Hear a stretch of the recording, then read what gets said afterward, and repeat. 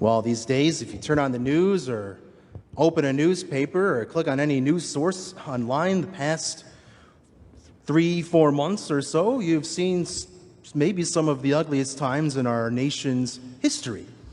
People have been out in our streets doing incredibly violent things in the name of justice.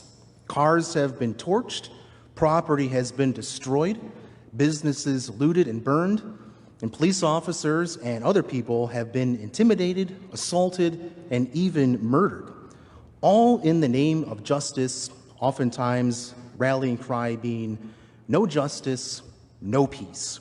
Well, this past week, just a couple days ago, or I think yesterday, marked the 19th anniversary of 9/11, when Islamic terrorists hijacked passenger airplanes and flew them into the World Trade Center in New York City.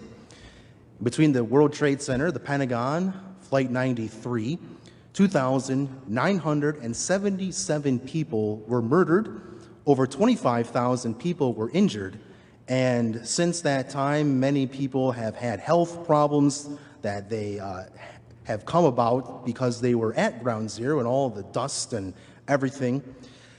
This was the deadliest terror attack, not in just American history, but in the entire history of the world. And the people who flew those planes and killed these people had one thing in mind: the destruction of the United States of America. They wanted to bring us to our knees, and eventually, slowly but surely, they wanted to destroy us. But we, instead, on September 12th, were remarkably resolute and courageous, and as a nation, we hunted down these thugs and we brought justice to them. The terrorist group Al-Qaeda with their leader, Osama bin Laden. We took a punch on the nose, collected ourselves, and we came back swinging. And what we set out to do, thanks to our brave men and women in the military, many of them have made the ultimate sacrifice. We have come out on top. I was in high school on 9/11. I was a sophomore, and it was algebra class, and the teacher came in, put the news on, and we were just shocked and horrified at what we were seeing. But I remember those days, the day after, everybody in the entire nation was so very proud to be an American. And not only that, we learned, after we had learned what the police and the fire departments had done in New York City, the government, the media, citizens as a whole, we could not have been more proud and grateful to these men and women who ran to these towers when everybody was running away and gave up their lives trying to save whoever was in there. They were our heroes. People all over the country were wearing t-shirts, they had bumper stickers, hats, whatever, NYPD, FDNY, all in support of appreciation and support of these people. And then as a result of that, police and firemen everywhere in our nation were given support, appreciation, and immense respect. But in the 19 years that have taken place since then and now, turn on the news, open the newspaper, click on a news source online, and even maybe listening to some of our political leaders, we get a sense that this group, particularly the police, they have become the villains. But I do not think, however, that the majority of America is taking this bait. But as the anniversary of September 11th approached this year, the difference between the 9/12 of 2001, the 9/12 of 2020, and what has been fed to us has really been disturbing to me. I would wager my last dollar on the point that if police have changed at all since 9/11, 2001, it has definitely been for the better. Now, are there bad police? Yes.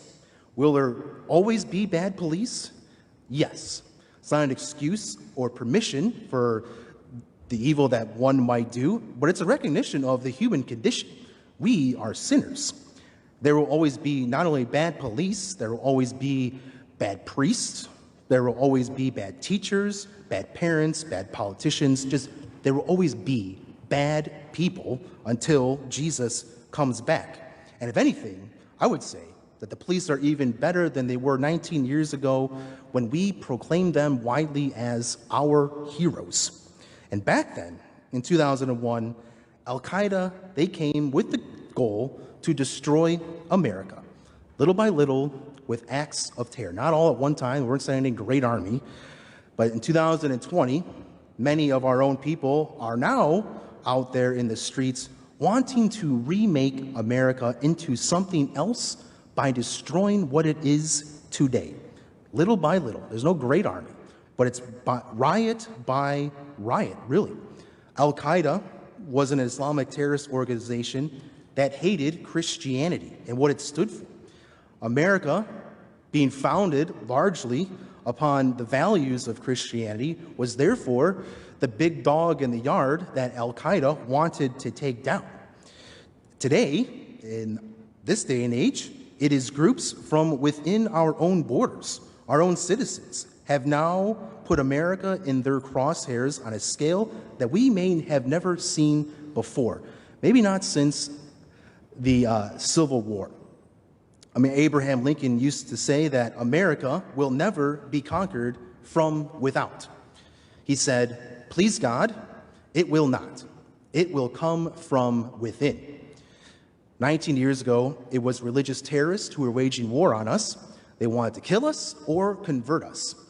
Now the terrorists attacking us have the end game of a society with no law, no structure, no government, even no family structure. Everyone will be free to do whatever they want, and no one will have the right to tell them no or enforce any sort of law and organization. To put a name upon this thought process, it is the perfect communist state as proposed by Karl Marx. He said that a revolution is needed to bring about socialism, which will eventually work itself out into perfect communism. What we see right now seems to be the sparks of, at least the attempt, of a revolution taking place. The goal being to implement communism, a stateless, classless society. And the names of these people, they're groups. You've probably seen their names. Antifa, which is an anarchist terrorist organization, being an extreme left-wing group against capitalism, law enforcement, and any sort of government hierarchy or organization. The other group is the, pause here, the official group of Black Lives Matter. So hear me out. If you visit blacklivesmatter.com and go to the page where they outline what they stand for and their beliefs, there are some pretty disturbing things. First, there are good things like we work vigorously for freedom and justice for Black people and, by extension, all people. Well, that's very good. It's great. However, the organization also says this: we foster a queer-affirming network. When we gather, we do so with the intention of freeing ourselves from the tight grip of heteronormative thinking. As Catholics, we do not view the practice of homosexuality as healthy for human beings. In fact, it is sinful. And because God did not design us to behave homosexually.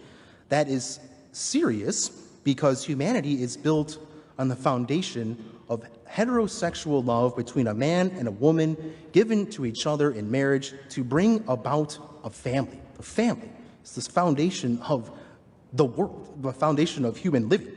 So it naturally goes that Black Lives Matter is also working against the traditional family structure, and that's not just a conclusion or an opinion. They explicitly state this as one of their goals. Further on down this page I was looking at, it says, we disrupt the Western prescribed nuclear family structure requirement by supporting each other as extended families, and it says in quotations, villages, that collectively care for one another. Let me say that first line again. We disrupt the Western prescribed nuclear family. And what is behind these terms of extended families and villages caring for one another? Well, it's this idea of this stateless, classless society of communism. Al-Qaeda's goal was to come to the United States and kill Americans. Really just wanted to wipe America off the map, and they would have done it if they could. But today, those who we see wanting to bring down America are Americans, and they want to do it under the facade of justice, freedom, and love. But it is all a big bunch of baloney. It's anti-Christian, it's anti-family, it's evil. Communism will never give us what we want and what we need. You never hear people running away from capitalist, democratic nations like the United States of America to communist nations like North Korea, Cuba, or China, or 30, 40 years ago, like the Soviet Union.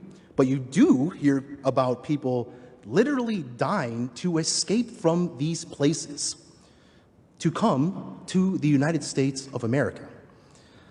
So this week, I would invite you, especially as we come to the elections this November, coming up quickly, I would invite you to pray to God every day that America would be purified first of her sins, because as a nation, it's as great as it is, it's definitely not perfect. And also, pray that our nation will be blessed with peace and protected. So God bless America. We give ourselves to the Lord. We ask him to direct our individual hearts and the heart of our nation as a whole.